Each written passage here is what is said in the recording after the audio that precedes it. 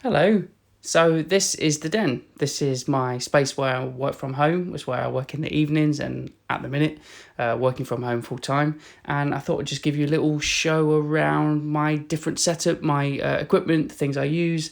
Hopefully it's useful. Maybe it's a tiny bit interesting. Probably not, but I guess it's nice to show my little colourful space.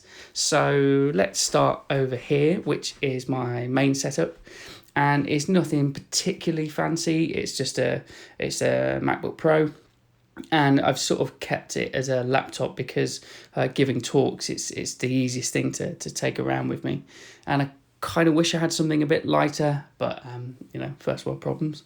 It does the job absolutely fine, and then that's connected to two of these LG 25-inch ultra wides. I quite like them. They're not super amazing, super sharp screens, but I like the form factor. I like the super widescreen aspect, and they're mounted on a a VESA mount spring loaded thing behind there, so they just sit there really nicely. And there's nothing too fancy about it really. It runs the Adobe Suite and all the usual suspects and After Effects, even though it's a bit flaky, After Effects being After Effects, but it kind of does the job. But then I also do music stuff as well, and I really like the hardware aspect of music. And one thing in particular is this thing here, which is a MIDI Fighter 3D. It's a MIDI button mashing thing that just basically fires signals to Ableton Live. So I connected to Ableton Live, and basically what I do on these 16 different slots, I map things to basically a drum rack here, and they correspond to samples that I press on these buttons. So here you can see this waveform. See, that was my voice just saying FITC when I did the talk, and I just mapped it over these. And basically that's what you can do. You can map samples, you can map instruments, and that's kind of what I use it for.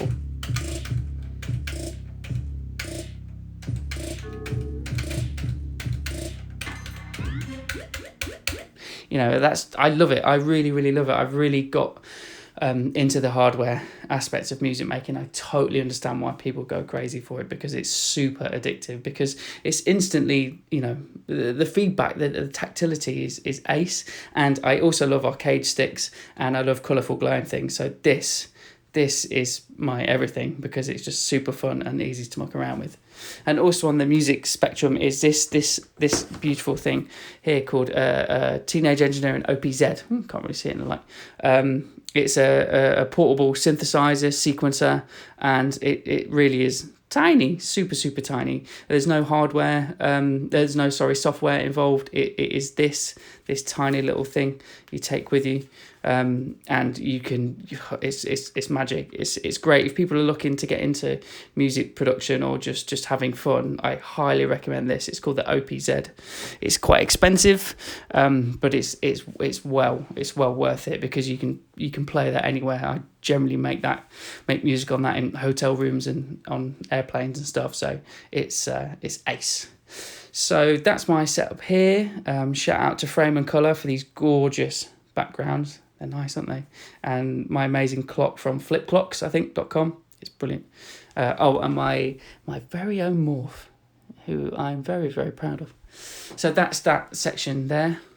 And then over here is the RAM factory, and this is my workhorse PC that is built by the experts at Novatech, who I highly recommend because they're bloody brilliant. And when I've got into Cinema 4D in particular, I just was struggling on the Mac, because I just got stuck in this loop of I didn't understand enough about lighting and texturing and rendering. And so every time I would make an iteration, I would then need to hit render. It'd be very slow.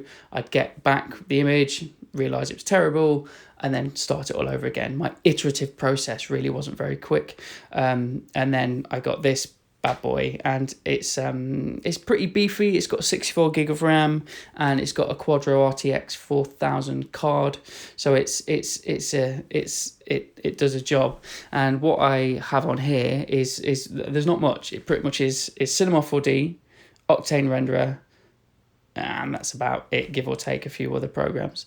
And what I love about Octane is I work in something here in my main viewer, and then Octane Renderer is always here, just in real time spitting out whatever I'm doing. So say I move angle, or I change material. For example, say if I make the skull gold, it's real time. That's what I really, really like about it. Just I could get better a lot quicker by just throwing things on, having a play, having an experiment, and getting things wrong.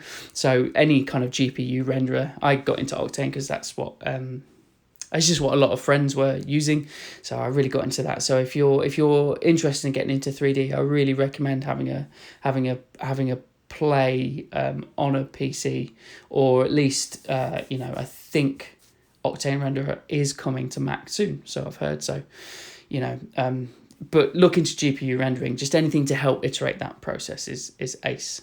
So that's that bad boy.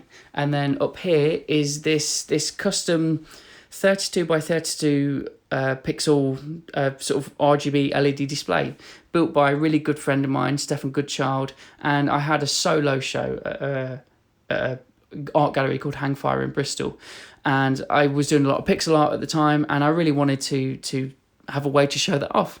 And Steph built me this awesome screen that basically you put a bunch of GIFs on it in numbered in order, and it will just play through them.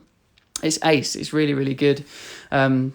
I just dug it out of my archives the other week and thought, it's nice. It's just nice to have it up here, just kind of on a bit of a loop. And it's all my GIF work's really sort of primitive and basic, but actually, as soon as you start stepping back, it does the job, and it's nice and it's colourful. Actually, it's so colourful that every GIF I have to put 50% of black over the top of this because it's so eye-bleedingly bright.